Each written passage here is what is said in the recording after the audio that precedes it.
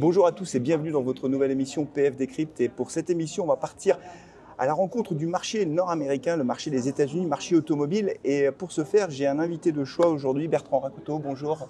Bonjour Flavien. Merci d'avoir accepté l'invitation. Tu es directeur chez Ducker Carlyle et tu es un spécialiste, un éminent spécialiste de l'industrie automobile dans son ensemble. Mais aujourd'hui, on va parler plus spécifiquement du marché américain que tu connais très bien. Comment s'est terminée cette année 2024 qui était, il faut le rappeler, une année électorale très importante aux États-Unis? Alors effectivement, pour la première fois en 2024, on a vu une élection présidentielle qui a influencé le marché à la baisse. C'est-à-dire qu'il y a eu une forme d'attentisme. À partir du moment où l'élection a eu lieu, on a compris un peu mieux comment allait s'articuler 2025. Les ventes ont pu reprendre un petit peu, mais il y a eu aussi un autre effet qui est un effet de marché, où on était en fin de cycle. Il y a eu beaucoup de choses qui sont passées au moment du Covid, qui ont un peu perduré sur tout ce qui était pricing power et d'autres idées comme celle-là, qui ont dû changer. Et il a fallu sortir des véhicules qui étaient en trop grand nombre dans les inventaires. Et donc il y a eu beaucoup d'offres qui sont arrivées en fin d'année. Et donc après les élections, il y a eu un léger regain d'intérêt. Et ensuite, des offres plus nombreuses de la part des constructeurs qui voulaient se délester d'un certain nombre de volumes de véhicules. Donc du coup, on a eu une baisse qui a ouvert sur une reprise en fin d'année. Certains constructeurs avaient des stocks considérables. Oui. Des centaines de jours. De 300 à 400 jours sur certains véhicules. C'est énorme pour l'industrie automobile, c'est énorme. énorme. Ça coûte très cher. Ce qu'il faut rappeler pour ceux qui nous regardent et qui ne sont pas forcément tous des spécialistes de l'industrie automobile, c'est que quand il y a des stocks chez les concessionnaires notamment, ça coûte beaucoup d'argent parce qu'un stock se déprécie dans le temps. Voilà. Et à un moment donné, il faut sortir des moyens commerciaux, c'est-à-dire faire des remises, des promotions ou autre chose d'ailleurs pour pouvoir aller chercher les clients et les inciter à acheter une voiture. Il faut en fait délester les stocks. Il faut trouver un moyen pour pouvoir sortir ces véhicules. Qu'est-ce qu'ils ont fait les Américains du coup? Alors on a beaucoup de rabais. Ouais. Après il y a des rabais auxquels, par exemple, les rabais amis ou employés de l'entreprise, on peut octroyer ces rabais-là temporairement à des gens qui n'ont pas normalement le bénéfice de ces avantages-là. On peut avoir aussi des prêts à 0%, on peut avoir des leases avec des rabais supplémentaires. Donc il y a eu beaucoup de choses en fait qui ont été mises en place par les constructeurs pour justement essayer de vider ces stocks. En plus du fait qu'il y a eu aussi un deuxième effet sur le véhicule électrique, qui est un plus petit marché, où sur le véhicule électrique, on savait qu'avec l'élection de Donald Trump, on avait une chance de perdre le crédit d'impôt de 7 500 $ sur les véhicules électriques fabriqués en Amérique du Nord. Et du coup, il y a eu une grande anticipation du marché et on a vu beaucoup de véhicules électriques être vendus à la fin de l'année pour bénéficier des 7 500 $ de crédit.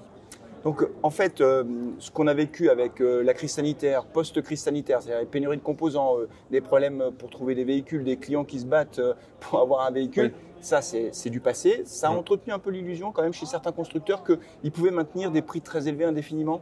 Il y a eu effectivement une forme d'illusion. À partir de fin 2022, on a commencé à voir cette différence entre une demande plus forte que l'offre s'estomper.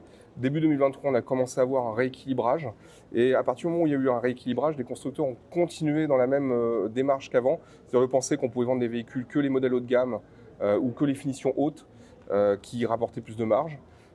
Malheureusement, non. Il commence à y avoir de nouveau des clients pour avoir des véhicules plus bas de gamme, plus entrée de gamme en fait en termes de marché et de prix. Et les constructeurs n'ont pas forcément saisi cette opportunité-là. Ensuite, il y a eu un autre problème, c'est que les constructeurs ont voulu mettre en place toujours des offres importantes, pas des offres commerciales, mais des offres de produits toujours sur des segments relativement élevés. Et là, malheureusement, le marché a été un peu saturé sur tout ce qui était véhicule haut, donc on a vu un ralentissement de la demande. Plus fort que prévu, et donc un marché qui a commencé à tout sauter. Et avec tout ça, et avec aussi les ralentissements des programmes de lancement de véhicules post-Covid, on s'est aperçu qu'il y avait beaucoup de showrooms qui n'avaient pas suffisamment de nouveaux modèles. Ah oui. Et donc, quand on n'a pas suffisamment de nouveaux modèles, on attire un peu moins les clients. Et on a un peu moins de trafic dans les showrooms et du coup, on se retrouve avec des véhicules qui sont plus difficiles à vendre. Donc là, on revient un peu aux fondamentaux du commerce automobile tel qu'il existe depuis des décennies en fait. Oui. C'est qu'à un moment donné, on fabrique des voitures dans les usines et puis il faut les vendre. Voilà. Et après, c'est le rôle des concessionnaires, mais c'est aussi le rôle des constructeurs de proposer des nouveaux produits et puis aussi de faire un peu des offres commerciales, d'aider le réseau, comme on dit, à pouvoir vendre ces véhicules. Un mot sur la voiture électrique aux États-Unis, ça pèse combien et est-ce que c'est un marché qui est facile à comprendre, facile à lire? Est-ce qu'il a un gros potentiel? Tu parlais de l'élection de Trump. Alors, le marché de la voiture électrique est assez particulier parce qu'on n'est pas dans les mêmes choses, dans les mêmes mandats en fait qu'en Europe. Premièrement, aux États-Unis, on regarde le marché du véhicule zéro émission comme étant une technologie une approche technologique agnostique, c'est-à-dire qu'on ne va pas dire il faut absolument que du véhicule électrique. toutes les technologies qui permettent d'obtenir la neutralité carbone sont bonnes. C'est-à-dire que si c'est hydrogène, si c'est des hybridations diverses et variées, voilà, toutes les solutions en fait sont bonnes. Il n'y a pas d'élimination d'une motorisation spécifiquement. Voilà. Okay. Il n'y aura pas de mandat non plus pour arrêter les véhicules thermiques. Si on regarde par exemple en Californie, le mandat de 2035 pour dire on arrête les véhicules, on n'a plus que des véhicules zéro émission. Il faut comprendre que les véhicules hybrides rechargeables, à partir du moment où ils font un minimum de 50 miles sur la batterie, ce sont des véhicules zéro émission. D'accord. C'est pas la même chose qu'en Europe là. C'est pas du tout la même chose qu'en Europe. Donc ça veut dire que déjà on laisse la porte grande ouverte aux hybrides. Donc les hybridations ici sont les bienvenues. Beaucoup de constructeurs avaient déjà beaucoup de choses dans les cartons, même s'ils ont attendu la fin de l'année 2024 pour dire on se relance sur les hybrides. Ils avaient déjà beaucoup de choses en fait qui étaient prêtes, mais qui n'étaient pas forcément lancées. Parce que dans les équilibres de ce qu'on pouvait vendre, il valait mieux vendre quelques véhicules électriques à batterie et continuer à vendre des véhicules thermiques pour pouvoir avoir le mix d'émissions en termes café qui était suffisant. Donc ça, c'est la première chose. La deuxième chose, c'est qu'on est sur un marché américain qui est séparé entre ceux qui respectent les normes d'émissions qui sont voulues par le gouvernement au niveau fédéral et ceux qui ont signé en fait les accords de la Californie. C'est-à-dire que la Californie a ses propres normes d'émissions. Ça remonte à la fin des années 60. Et donc, les normes d'émissions de la Californie sont régulées par ce qu'on appelle le CARB. C'est l'acronyme de California Air Resources Board. Et en fait, eux décident des émissions qu'ils veulent. Et ces émissions-là sont en dessous des émissions fédérales. Et on a 14 États aux États-Unis qui ont signé les accords pour pouvoir appliquer aussi les normes de Californie. Ce qui représente, bon an, mal an, environ 50% du marché. Donc on a un marché qui est divisé en deux. Ensuite, on a un marché qui est, en termes géographiques et d'utilisation de la voiture, vous ne pouvez pas mettre une voiture électrique ou un pick-up électrique à quelqu'un qui est dans le Texas, au nord du Texas, ou en plein milieu du Kansas, ou de l'Oklahoma, ou du Nebraska. Il y a peu de bornes de recharge, il y a des grandes étendues, il y a des météos qui sont relativement extrêmes. Donc le véhicule électrique ne va pas répondre en fait précisément à ces besoins-là. En revanche, quelqu'un qui est en Californie avec des revenus relativement élevés, beaucoup de bornes de recharge, ainsi de suite, ça répond beaucoup mieux à la demande. Donc, d'un endroit à l'autre, on va avoir des natures de marché qui vont être extrêmement différentes. Pensez que dans le Michigan, 78% des voitures neuves, enfin ça c'était une stat d'il y a quelques années, donc je pense qu'on est toujours de toute façon dans les mêmes chiffres, 78% des voitures neuves sont des véhicules qui sont issus de marques américaines. C'est-à-dire Stellantis, Ford ou GM. C'est pas du tout le cas en Californie, c'est pas du tout le cas en Nouvelle-Angleterre, et ainsi de suite. Donc chaque région va avoir une forme de consommation du véhicule qui va être complètement différente. Donc à partir de là, on ne peut pas avoir une norme nationale ou fédérale qui va vraiment imposer une technologie plus qu'une autre. Donc au final, qu'est-ce qu'on a ? On a un marché de la voiture électrique qui prend, qui est environ à 8% du marché aujourd'hui, sur un marché de vente qui est autour de 15 millions de véhicules cette année.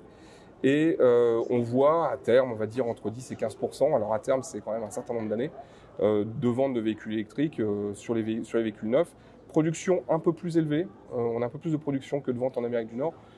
L'Inflation Reduction Act a amené beaucoup plus de moyens industriels en fait ici, des véhicules qui vont être pour certains d'ailleurs exportés vers l'Europe, d'autres qui vont partir peut-être retourner vers l'Asie, donc ce qu'on appelle les reverse exports, donc des marques asiatiques qui produisent ici pour envoyer chez elles. On va avoir du coup un peu ces choses-là qui vont faire que la production va être toujours 1 ou 2% supérieur à la demande, aux ventes. Mais on a un marché de la voiture électrique aussi qui est sur un autre angle. Alors il y a des aides, il y a un point de vue environnementaliste, mais c'est plus un aspect technique et consumériste qui fait qu'on achète une voiture électrique aux États-Unis. C'est-à-dire l'aspect technique, c'est le côté technologique. C'est fun quoi. Voilà, on veut une voiture électrique parce que voilà, c'est la nouvelle technologie, c'est le dernier cri. Et également, on veut une voiture électrique parce que comme ça, on ne va plus à la pompe. Et on sait que plus de 60% de l'électricité aux États-Unis vient du charbon. Donc il est très difficile de dire à un Américain qu'une voiture électrique, elle est beaucoup plus écologique. Parce qu'ils savent que derrière, c'est l'électricité qui vient du charbon. Donc, et les prix des carburants sont beaucoup moins chers qu'en France. Il faut on est environ 2 fois moins cher. Voilà, 2 fois moins cher. Donc Tu parlais de l'hybride. Je regardais les chiffres là, de 2024 aux États-Unis. Plus 30% sur les motorisations hybrides. C'est vraiment la motorisation grande gagnante à la fois aux États-Unis mais aussi en Europe, d'une façon générale. On continue sur l'électrique avec le marché européen qui, lui, a eu tendance à stagner, voire baisser beaucoup, notamment en Allemagne avec la baisse des aides. En France, on voit que c'est compliqué aussi parce qu'il y a eu l'ombre d'un doute, notamment avec la hausse des prix de l'électricité. On a les constructeurs chinois qui, évidemment, ont de grands appétits pour le marché européen. Ils sont un peu à l'étroit sur le marché chinois. Le marché chinois qui a du mal à trouver ses relais de croissance, toujours des problèmes de consommation interne. Voilà, on sait que l'économie chinoise ne va pas très fort, je veux dire comme ça. Et donc pour les constructeurs chinois, le marché européen, c'est la cible idéale, sachant qu'aux États-Unis, ils ne sont pas du tout présents. Donc c'est vraiment la priorité, c'est l'Europe. Alors la priorité, c'est effectivement l'Europe. Les Chinois surproduisent. Ils ont besoin des véhicules, ils surproduisent les véhicules électriques. Ils en ont partout en fait. Ils ont besoin de pouvoir exporter ces véhicules-là. Donc où est-ce qu'on peut les exporter? Il n'y a que 3 marchés dans le monde qui vont prendre des véhicules électriques. La Chine. Je ne parle pas trop de la Corée et du Japon parce que ce sont des marchés qui sont très particuliers et on a repensé l'automobile autrement pour pas forcément avoir besoin d'électrifier aussi fortement qu'ailleurs. Ce sont des gros marchés asiatiques, mais voilà, il faut les tenir à part. Donc la Chine, l'Europe et l'Amérique du Nord sont les 3 gros marchés pour les véhicules électriques. Ailleurs, on en verra très peu. Pour plein de raisons, entre autres de coûts, et c'est pas forcément des véhicules abordables. Ouais. Et puis ensuite, il y a l'infrastructure et ainsi de suite. Donc, l'Amérique du Nord, c'est fermé. Il y a quelques véhicules électriques chinois qui sont vendus au Mexique. Ça reste relativement faible parce que le Mexique n'est pas un marché d'adoption pour le véhicule électrique. Le Canada, c'est un marché qui est relativement faible et qui a aussi de la production automobile, donc ils ont un intérêt d'abord à consommer ce qu'ils fabriquent. Et donc l'Europe et les États-Unis qui eux ont une taxe de 100%.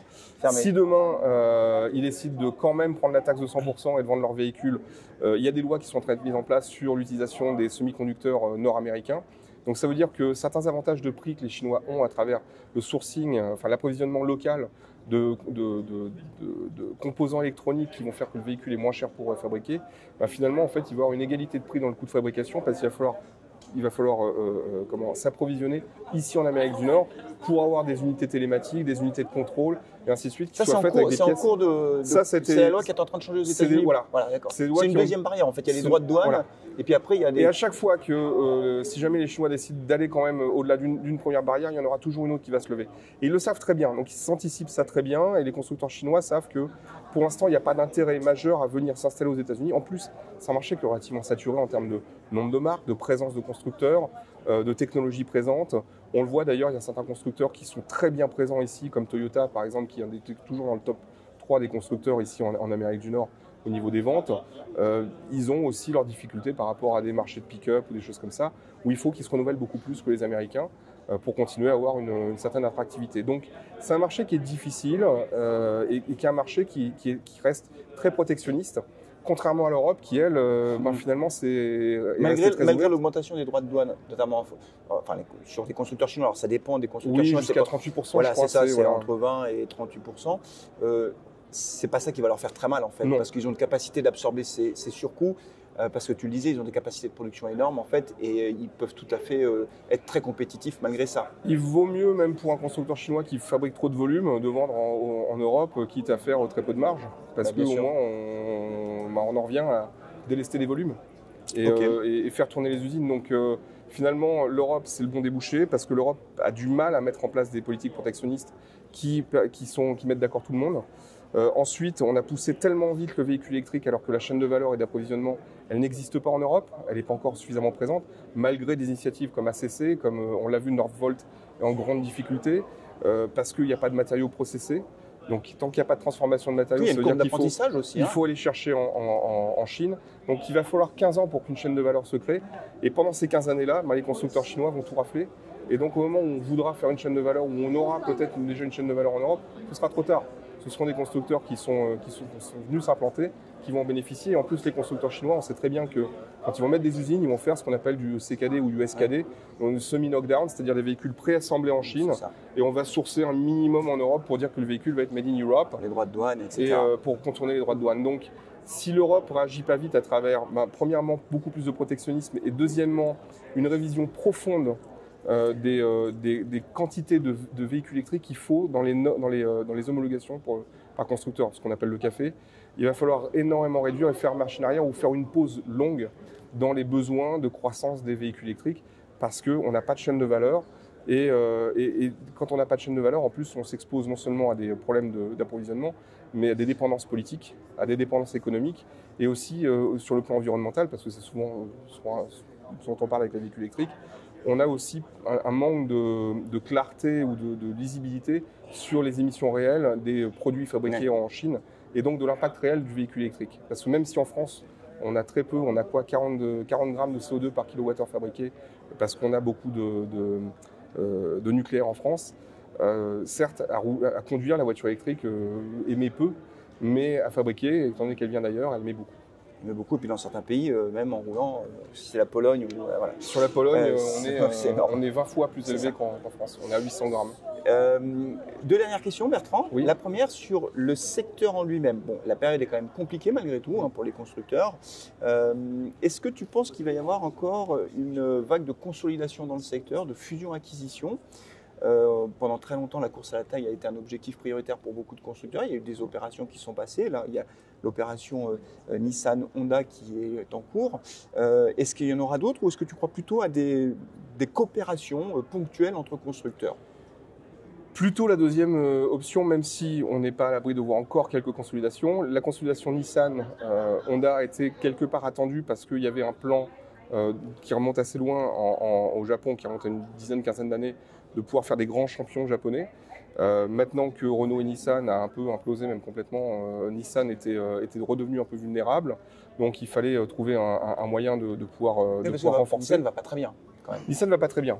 C'est moins pire que ce qu'on peut lire partout. Parce qu'il y a aussi des besoins d'effets d'annonce et des communications qui sont parfois un peu fortes. Mais globalement, il fallait quand même consolider Nissan, consolider Honda qui perdait aussi un peu de terrain en Chine par exemple. L'Europe est pas très forte, Honda est très fort en fait en Amérique du Nord et au Japon. Donc il fallait trouver en fait quelles étaient les synergies. Même s'il y a beaucoup de chevauchements, il y a beaucoup de synergies possibles entre les deux constructeurs. On peut voir d'autres rapprochements. Par exemple, je pense à Jaguar Land Rover, qui à un moment ou un autre va peut-être devoir quand même s'adosser à un autre constructeur de plus grande envergure. Il y en aura peut-être d'autres comme ça, mais plus des petits, parce qu'il faut se souvenir aussi d'autres choses. C'est qu'il y a souvent des grandes familles ou des grands investisseurs derrière les constructeurs. Et des pays. Et des pays. C'est très politique. Il faut rappeler une fusion transfrontalière. C'est toujours très compliqué à gérer pour des questions de culture oui. Entre entreprises, des ingénieurs de tel pays et des ingénieurs de tel pays, c'est pas toujours facile à faire travailler ensemble.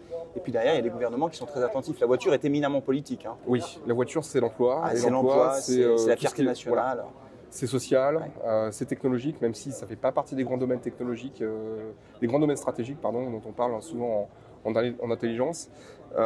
Globalement, l'automobile, ça reste quand même un poids lourd dans les politiques de beaucoup de pays, de la plupart des pays, quand il y a une présence.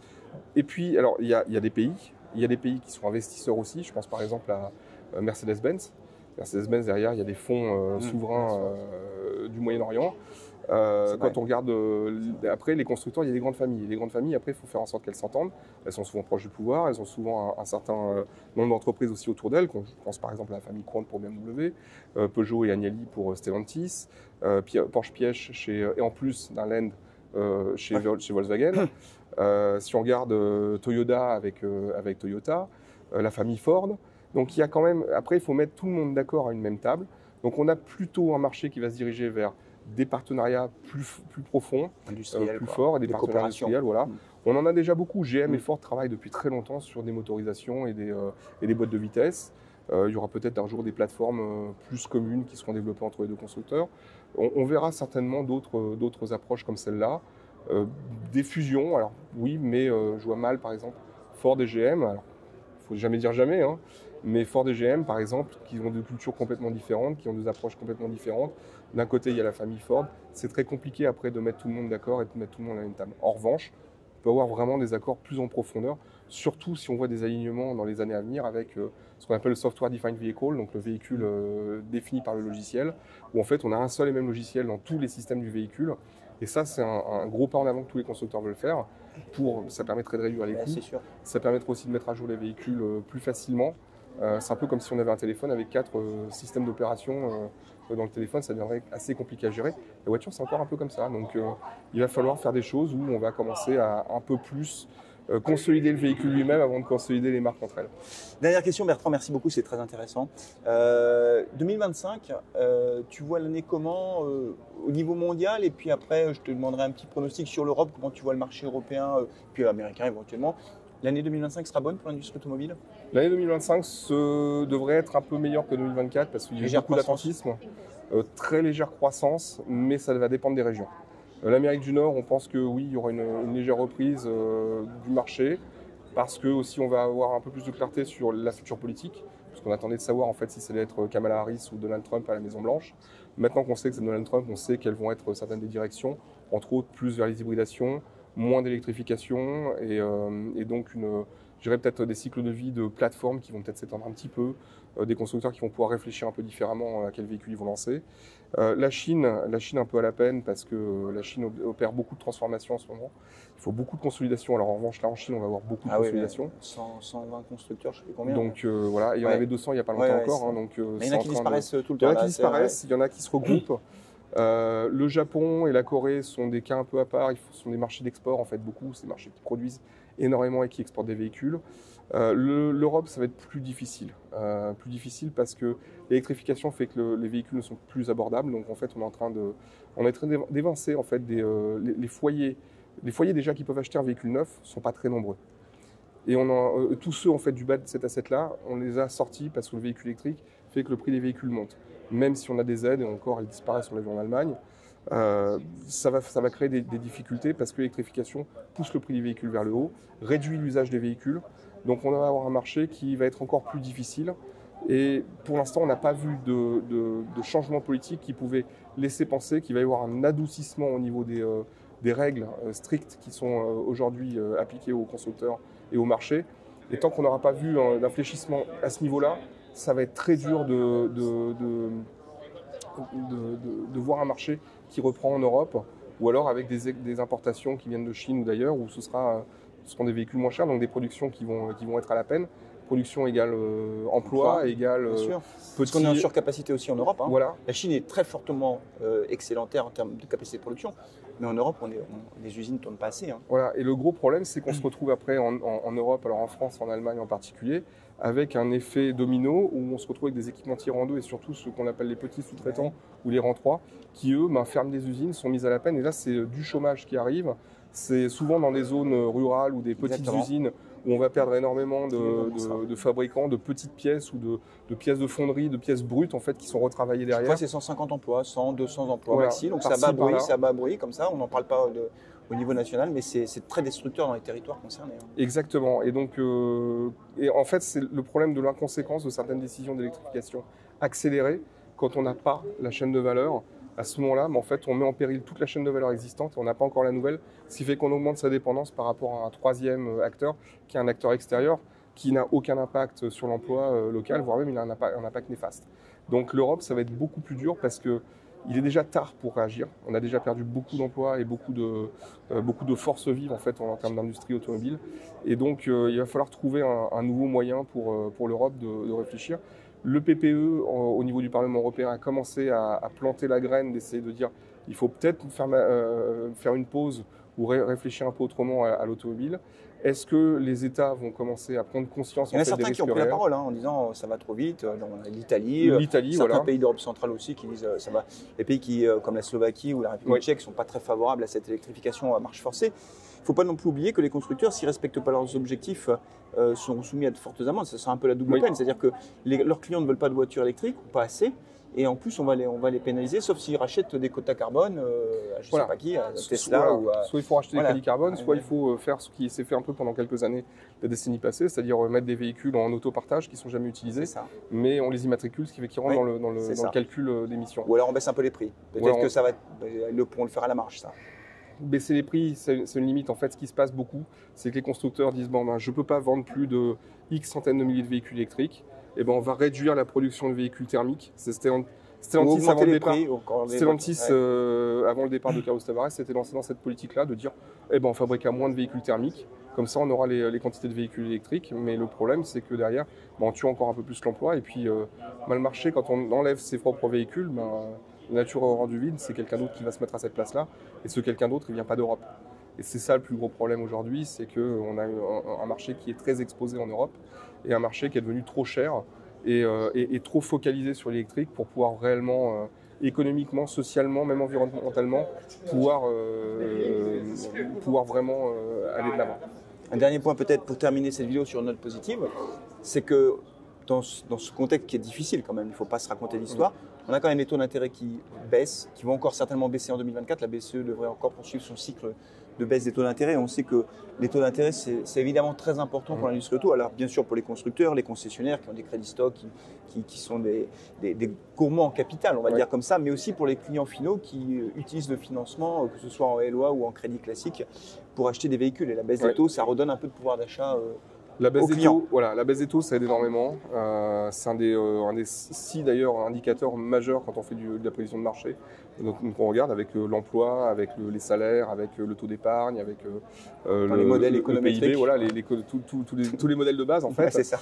Les taux d'intérêt sont très importants. Ouais. Donc effectivement, avec une baisse des taux d'intérêt, on peut espérer, mais il faut aussi une baisse du coût de l'énergie. Aujourd'hui, le coût de l'énergie a un impact énorme sur le coût de fabrication d'un véhicule, particulièrement sur le véhicule électrique, parce que les véhicules électriques ont besoin de plus d'énergie pour être fabriqués.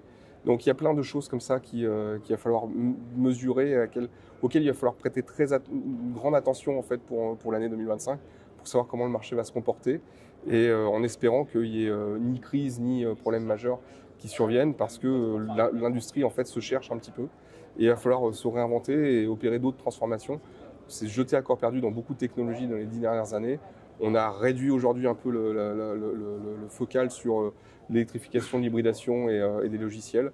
Il faut laisser le temps que les choses s'installent un petit peu avant de nouveau secouer tout. Donc pour ça veut dire plus de stabilité, et ça va aider aussi après toute la chaîne de valeur avec l'emploi jusqu'aux petites entreprises dont on parlait tout à l'heure. Voilà, l'industrie automobile qui en a connu des crises au cours de son histoire, mais qui a toujours su se relever d'ailleurs, se réinventer. Oui.